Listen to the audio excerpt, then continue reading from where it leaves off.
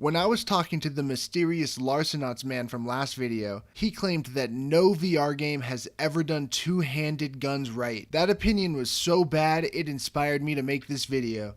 There are many reasons why a developer would not want to implement two-handed weapons into their VR game. Requiring the player to hold the controllers apart with no stock results in unstable, flimsy gunplay. This is one of the reasons Valve opted to use only single-handed weapons in Half-Life Alyx. However, there are countless VR games that do utilize two-handed weapons, to varying degrees of success. Most of these games do go forward with this very basic gun model, usually as their default option or sometimes as the only option they offer. Though it can feel clunky, there are ways to mitigate the inherent instability. By pulling your trigger hand all the way back and pressing it against yourself, you can then extend your alternate hand all the way out to create distance between the controllers. This is a very stable method, and there are lots of players in VR Master League and other games that use this, and they're very accurate. But this method does have its issues.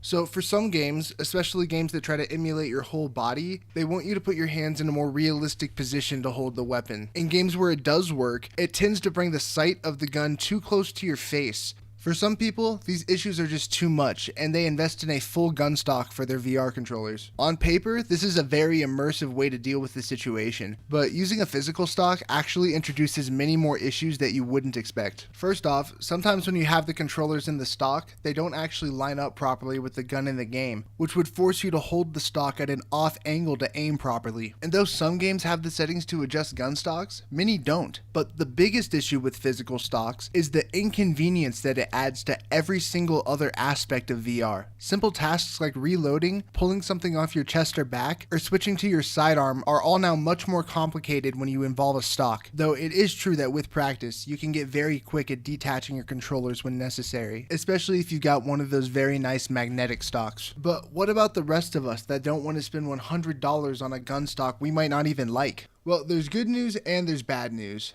The good news is, many developers implement a virtual stock, allowing you to have stability and freedom of movement. The bad news? Almost every game that implements this fucks it up. I'm going to look at every multiplayer shooter that features a virtual stock and talk about what I like about it and what I don't like about it. First up is ONWARD. So ONWARD's virtual stock isn't the worst.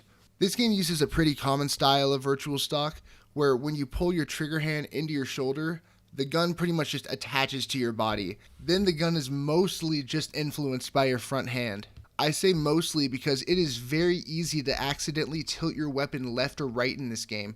Like for example, I'll often tilt my controller forward or back, like depending if my wrist is hurting from sitting in a certain position. Just this simple act can send my gun in like a 180-degree flip. This is probably because ONWARD is a game where you can put your soldier in pretty much any position, like you can lie down on your side, and they had to make a virtual stock that would accommodate for that. It just becomes a little frustrating when I'm just trying to aim down range and my gun is spazzing out on me. The few ONWARD League players I've talked to have told me that the virtual stock is dog water, and I'm definitely not surprised. The virtual stock does feel pretty sluggish, and I feel like it's easier and quicker to get on target when I'm not using it.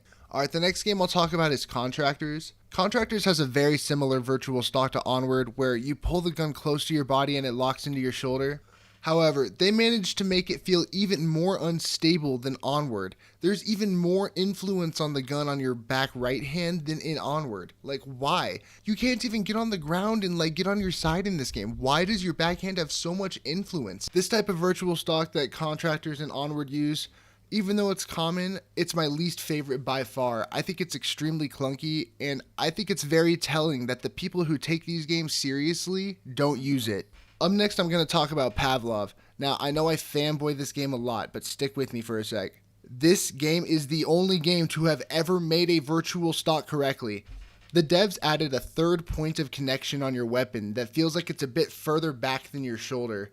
This means that the weapon isn't locked into your body, but when you try to move it out of a certain range, there's a resistance that stops you. Your backhand lets you move the whole gun, like say around the corner to blind fire, and the forward hand has complete control of where you're aiming. Your hands aren't one-to-one in-game with where they are in real life, but the stability that this adds is well worth it. Then you can stabilize your aim even more by bracing your arms together. There are plenty of other viable ways to shoot in Pavlov, and I'm honestly not going to explain them here because Chillst3p is better at doing it than I am, and I'd just be ripping off his video if I did it, so I'll put that in the description.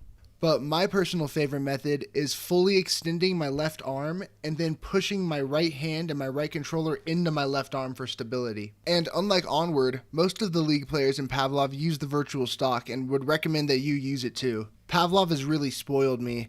There's so many games where I'm trying to play it, but all I can think is I'd rather be playing Pavlov. Pavlov just feels more clean. I think there's a reason that Pavlov has so many clones of other games and mini games built into it. Like, it's not just because it's moddable. It's because the shooting mechanics are by far some of the best VR has seen. And unlike Onward, most of the League players in Pavlov use the virtual stock and would recommend that you use it too. So the next game I want to talk about is Population 1. This game's kind of a weird case. It doesn't actually have a virtual stock setting, but when you have the game's default settings, it almost feels like you have a virtual stock. Almost. It feels incredibly similar to Pavlov's. When you try to spin it around, it won't let you. The resistance feels the same. But when you try to use the shooting methods that work in Pavlov, it completely falls apart. When I'm stabilizing with my arm, it's very common that my left hand will just ungrip from my weapon for no reason. I can't even extend my arms out all the way without my hands literally just disconnecting from the grips. Like, my gun will literally just be floating in front of my hands in game.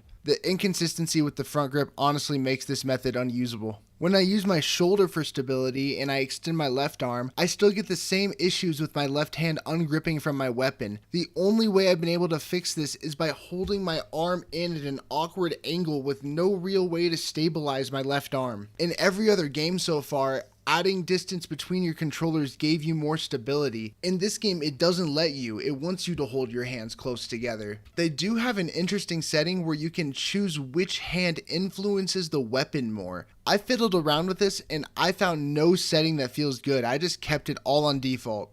What is interesting is you can put all the influence on your backhand, so every gun aims like a pistol. There's only one other game I know of where all guns shoot like this. Lastly, I'll talk about Larcenauts since they're the reason I made this video. Larcenauts does exactly what this Population 1 setting does. All the guns shoot like pistols, even when you're gripping with your left hand. There's no virtual stock. I'm really conflicted with how I feel about this method, to be honest. On one hand, the gunplay is pretty much the same as a game where all the guns are one-handed, so it can still be fun. I just don't know why they arbitrarily want us to grab the front of the gun over and over again just to throw our left hand back at our side. Like, do you expect me to pretend my left hand has anything to do and just like to hold it out there? Like, it feels jank that I can feel that it's not lined up with my left hand. I'd still prefer this over a game where it doesn't let you stabilize your arms at all. I could rant about how Pavlov's virtual stock could be in every game for another 6 to 8 minutes, but this is already starting to get boring. If you made it this far in the video, I really appreciate it. Press like if you like, press dislike if you dislike. Was my opinion dog water? You tell me. I'm sorry for not posting in like a week. Have a good night.